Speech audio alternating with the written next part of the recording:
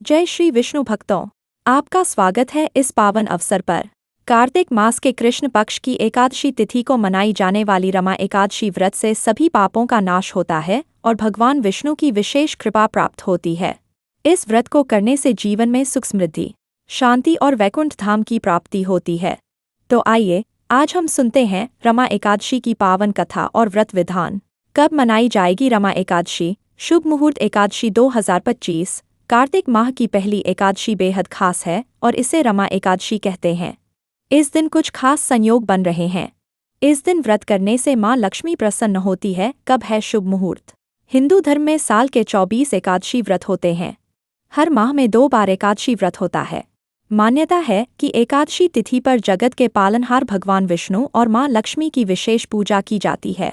वहीं कार्तिक माह को बेहद पवित्र माह माना जाता है।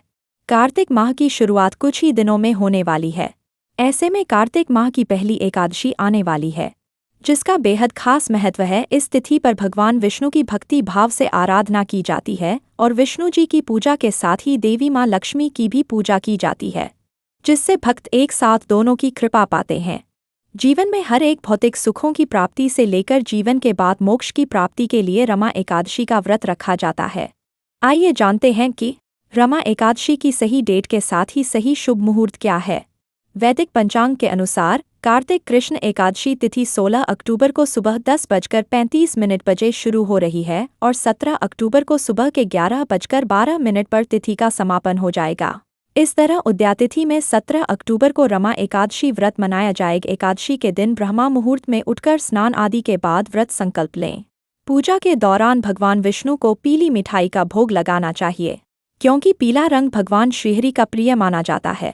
भगवान विष्णु के साथ साथ देवी लक्ष्मी की भी पूजा करें। इस दिन पीपल के पेड़ पर जल चढ़ाना भी शुभ माना जाता है। एकादशी के दिन इन नियमों का भी करें पालन। एकादशी के दिन गलती से भी चावल का सेवन न करें। इसके साथ ही एकादशी व्रत के दिन मांस, मदिरा, लहसुन, प्याज जैसी तामसिक चीजों से दूर रहना चाहिए। एकादशी व्रत रख रहे हैं तो झूठ बोलने से बचें और किसी के लिए अपशब्द का प्रयोग न करें। एकादशी के दिन तुलसी तोड़ना वर्जित माना गया है, तो पूजा के लिए एक दिन पहले ही तुलसी तोड़कर रख लें। एकादशी के दिन इन नियमों का भी करें पालन।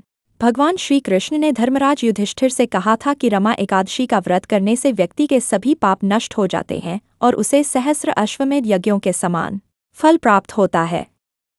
यह व्रत धन, वैभव और समृद्धि प्रदान करता है।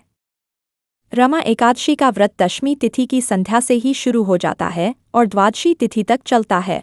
भगवान श्री कृष्ण ने धर्मराज युधिष्ठिर से कहा था कि रमा एकादशी का व्रत करने से व्यक्ति के सभी पाप नष्ट हो जाते हैं और उसे सहस्र अश्वमेध यज्ञों के समान फल प्राप्त होता है।